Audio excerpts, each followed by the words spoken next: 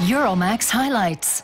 Coming up on the show, Special Touch. Home staging agencies help spruce up properties for sale. Special Slopes. Innervillegraten is a skiing paradise for those who want to get away from it all. Special Drink. Capri Sun, with its flexible containers, celebrates its birthday.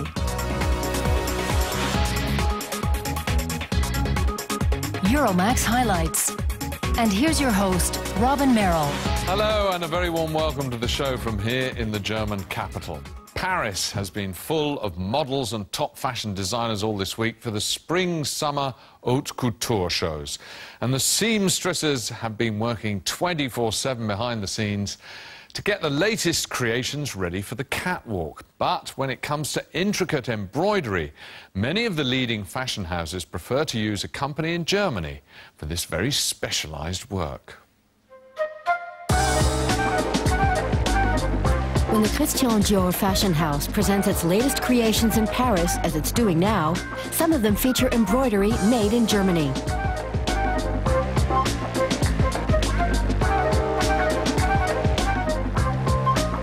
And Dior is not alone. Other top labels like Yves Saint Laurent, Chanel, Versace, and Cavalli also order some of their embroidery work from Germany. No matter how unusual the idea, it will be accurately and matchlessly interpreted by Müller Embroidery. Stefan Glass and his sister Johanna are the fourth generation in this family business. Of course, they also provide embroidery for ordinary customers, but the company rises to the occasion for each of the major fashion shows in Paris and Milan. The staff have special skills appreciated by fashion designers in Paris. And the number of patterns has increased over time. We provide a service and enrich our customers' fabric, which means we always embroider on our clients' fabric. Here we have machine embroidery with tiny blossoms transferred to the fabric with lasers and print, then hand-sewn onto the net. This, for example, is some bast embroidery that we've made for Dior Haute Couture. From time to time, we have the opportunity to buy or get finished pieces from our customers. This jacket, this embroidery, was made for Dior. The point of embroidery is that it should always be less important than the clothing itself. In other words, improve the clothing, make it more beautiful, while remaining discreetly in the background. We have some other embroidery, a very richly embroidered leather skirt, also for Christian Dior. It's especially difficult to embroider on leather because the leather becomes perforated and the embroidery can easily pop out.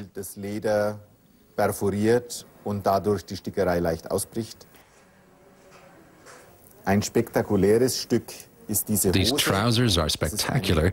This is automatic embroidery. This is another possibility, to turn a piece of clothing into something magnificent through the addition of some impressive embroidery.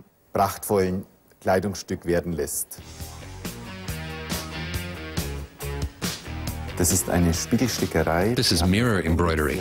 We used it for a costume for Michael Jackson. Mirrors were embroidered onto the material. At least 10 years' experience on the hand-operated embroidery machines are required to produce items that meet haute couture standards. Hand embroidery, such as sewing on beads and paillettes, are also part of the needlework. Multi-head machines, on the other hand, can embroider a dozen pieces of fabric identically and simultaneously. Curtains with this pattern are for a leading Parisian restaurant. Making embroidered home textiles is the Müller Company's other niche. Frenchman Nicolas Chamberon, who lives and works in New York, dreams up the ideas, then has all his creations made here. It's mostly based on textile, like the one I have behind me, which is the kind of drapes. Here we have a fro, so it's a finished product, and it's beautiful. It's made with cashmere. It's made perfectly well. Here we have window treatments made on sheer linen. So it's beautiful technique, it's quite unique, and we are the only one doing that kind of work in Europe. His customers are mostly interior decorators and designers in the US, England, and France. It's a specific development for the client, made with shells, fish, corals, and all the universe of the sea. A bedroom in a Palm Beach, Florida villa with this design for beds and curtains costs about 56,000 euros. Every design and implementation of that design is stored in the firm's archives, along with countless ideas from famous fashion designers, complete with a touch of glamour and zeitgeist. For the select few who can afford haute couture, life is unlikely to change in the current financial climate. But for the majority of homeowners, things are already very different. And if you have to sell your home, it's particularly tricky. So you could need the help of home stagers. They either rearrange your apartment for potential buyers or spruce up an empty apartment to make it look more inviting. Apartment hunting is an adventure, but sometimes empty homes don't seem very inviting. Take this apartment in central Berlin. It has potential, but right now it's hard to imagine it ever looking cozy. Time to call in the Berlin-based home staging agency Sans Souci. Ursula Cyriax and Johanna Michel specialize in temporary interior design. Their background is in art and stage design. In just a matter of hours, they can make an apartment look welcoming. They draw on their 20 years of experience in design, art and stage. Speed is often of the essence for home sellers, and they need home staging done quickly. I'll enter a room and instantly have an idea. It will just hit me, and that sets off a whole series of images. An image explosion, and I'll start thinking of chairs, carpets, and all sorts of different arrangements. We know what sort of furniture we have and what's currently fashionable. We've read all the international design and fashion magazines, so we know what's going on. And we know what the classics are. We have a repertoire. And then there are a few basic aesthetic rules when it comes to interior design. As usual, it's often the details that make all the difference. Nikolaus Ziegert is a professional estate agent. This is the first time he's hired the home staging agency, and he's pretty happy with the results. As a professional, I can say that I'm really impressed. They've made the room look bigger. This space could have seemed a little confined, and they've really managed to hide that. Now the focus is much more on the center of the room and its atmosphere. The team know where to go in their quest for new inspiration. They've been in the business long enough to have established some excellent working relationships. And a number of companies allow them to borrow furniture.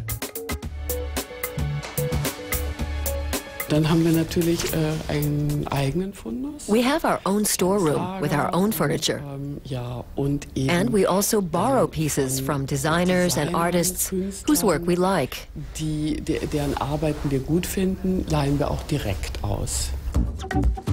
And those still living on the premises they're trying to sell can also use the services of the home stagers.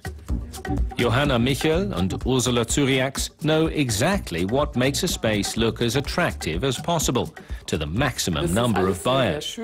With their trained eye, they instantly know what can stay and what has to go. The rule of thumb, less is more.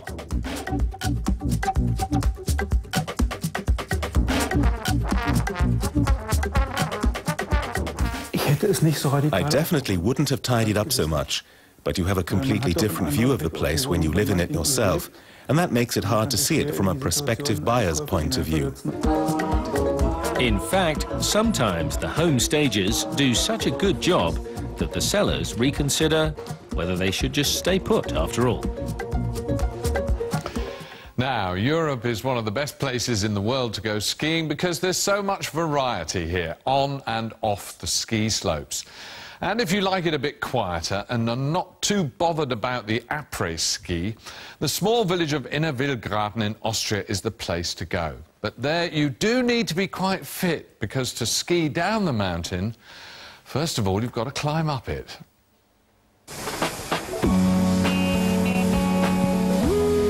Pristine slopes, free descents, and beautiful powdery snow.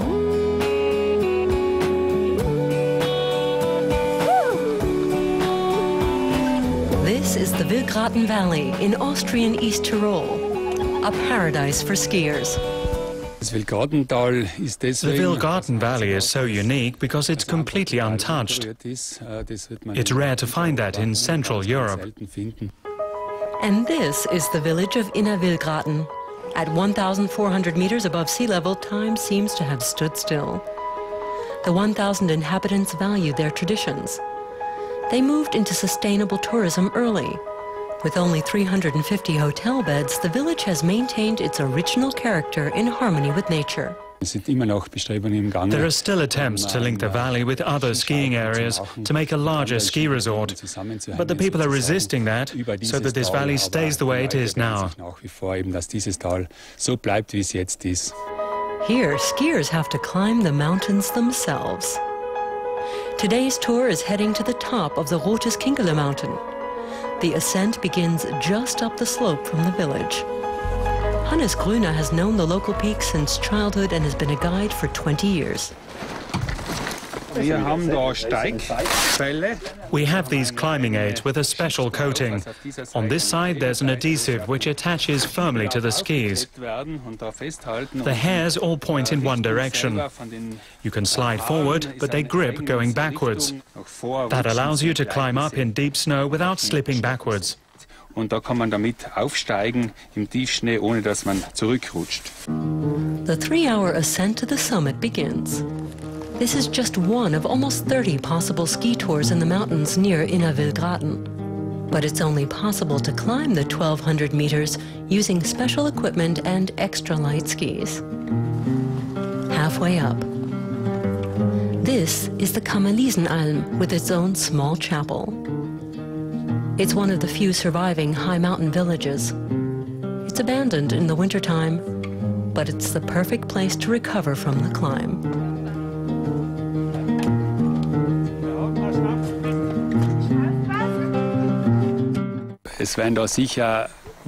Where we're standing could be a large ski hut with loud music, like you see everywhere else.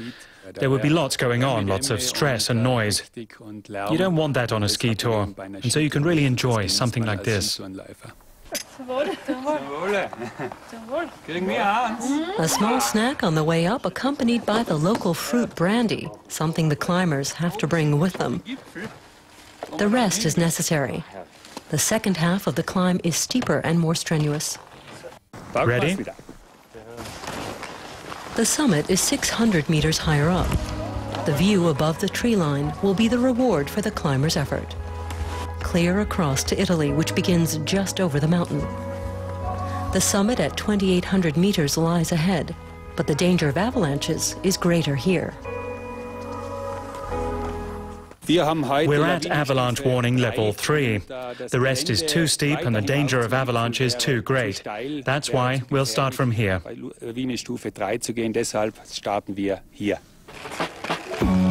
Just a few last preparations for the descent. The skiers pack away the climbing aids and then claim their reward. The ride across pure, untouched powder snow. An hour going downhill in skier's paradise. Now, this week saw the 40th anniversary of this drink, which when you see the shape of it, you most probably know what it is. Capri Sun, or Capri Sonne in German, made its name at the end of the 60s with this unique packaging. I'm not going to show you how to open it. We've a panel of experts to do that in the report. And I'd make a mess of this spotless studio. But today, billions of these are sold around the world every year.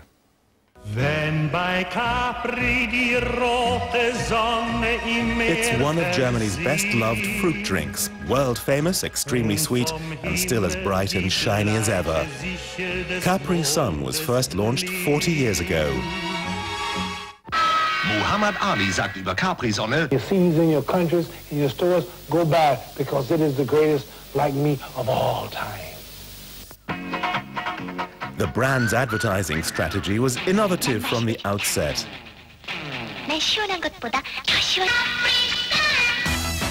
But that wasn't the only reason for its phenomenal success, says Kai-Uwe Hellmann, a brand name expert at Berlin's Technical University. It was an extraordinary innovation, an upright pouch that could be taken anywhere, for schools, for play. Even the straw was exciting. And secondly, it was targeted solely at children. Back then, it was a product specifically for kids. And the third factor was the formula, the taste, the fruit flavors they could choose. I think these were the elements for the early success of Capri Sun. And nowadays, can it still work the old magic? The jury is out. Let's start with the packaging.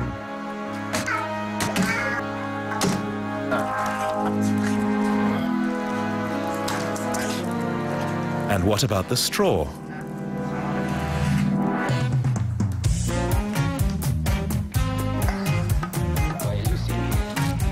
And finally, the taste. Based on fruit juice, sugar and water, it seems to go down as well today as it always did. I have lovely memories of it. We'd always have them when we went on holiday. They were very convenient. Great taste, very orangey, very portable. You could put it in your bag and there wasn't too much packaging. Childhood, summer, sea. From its humble beginnings in Heidelberg in southern Germany in 1969, Capri Sun has become a world-famous brand.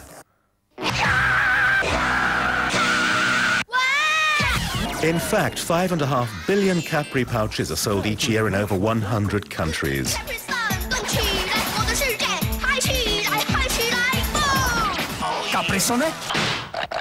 These days, the formula has evolved. It didn't take CEO Hans-Peter Wild long to realize that tastes are different all over the world. In Asia, they like very sweet products, whereas in the US, they like strong flavors.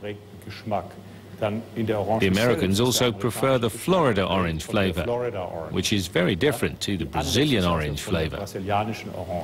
Here in Germany, people basically don't care either way. Capri Sun now comes in dozens of different flavors, from strawberry kiwi to wild cherry. And all over the world, it's a product that makes everyone so happy. Oops. A little sweet for me, but I can see why the kids love it. A regular multifunctional chair is one of the more difficult things to design. The seat has to be a certain height, and yet it must suit all shapes and sizes. Stefan Dietz has, in the last few years, become a bit of a whiz kid on the German design scene, so he's just the guy to design a new chair for every man. The result is creating quite a buzz at the moment, so we paid him and his new chair a visit in Munich. An idea is taking shape. It's taken 3 years for the first sketch to become a chair. This chair, it already has a name, chassis. And if you believe the experts, this construction of leather and steel is the beginning of a new era in industrial design. If furniture manufacturer Vig Han's prototype fulfills expectations, it will appear in large numbers in conference halls. But the designer needed to know what was expected of the chair. Wie genau sehen denn die Leute aus, oder just what do the people look like, and what does the workplace look like today? Of course, you have to rely on your own experience to a certain extent, which is that living and working conditions are increasingly growing together.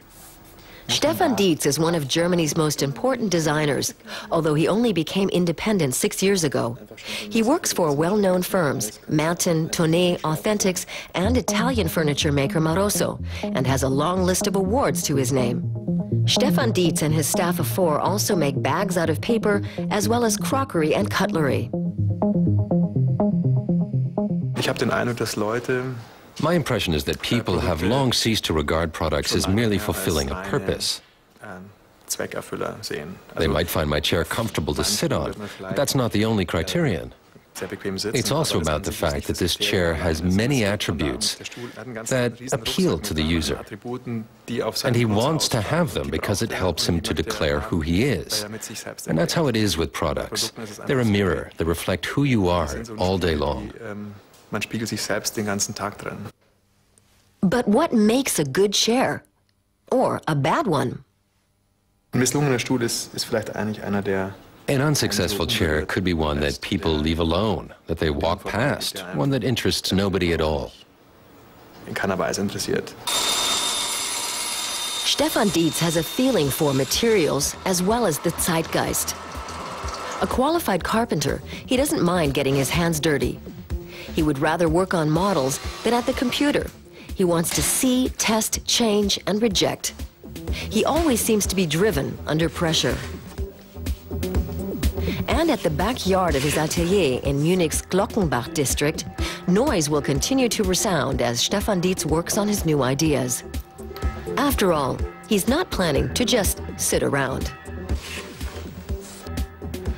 There's a booming trade in legal copies of famous artworks. Kunstkopie is a company started here in Germany 10 years ago, and they specialize in such fine art prints and also hand-painted oil reproductions of famous paintings.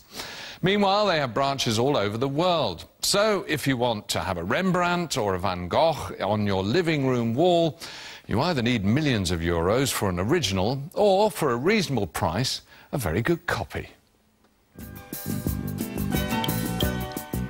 Peter Schulz and his son Hardy from Hamburg run a rather unusual family business.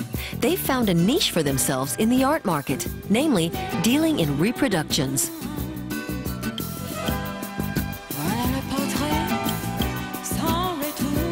Father and son and their company are able to copy almost any picture in the world.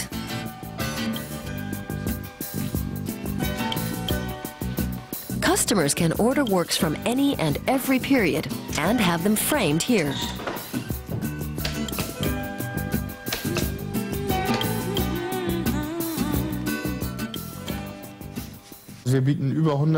We have more than 170,000 different pictures to choose from. The majority are famous artworks, including historical and modern photographs.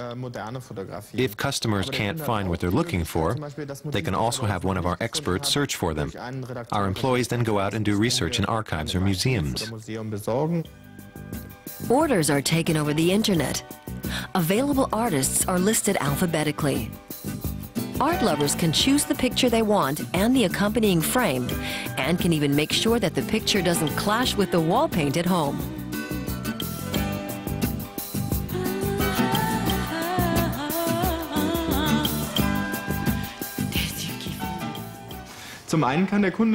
Our customers can choose to have their favorite painting reproduced and printed on canvas, and then have it put on a real stretch frame. And they also then decide on the size.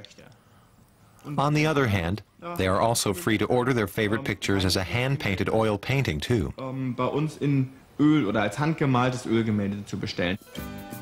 A Mona Lisa, for example. An oil copy of the piece costs approximately 1,000 euros, and the work is done in China.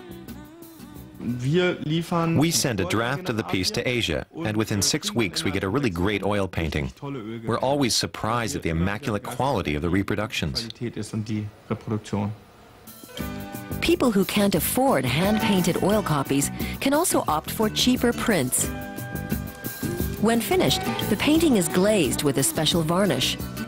Often the pictures could almost be mistaken for the real thing.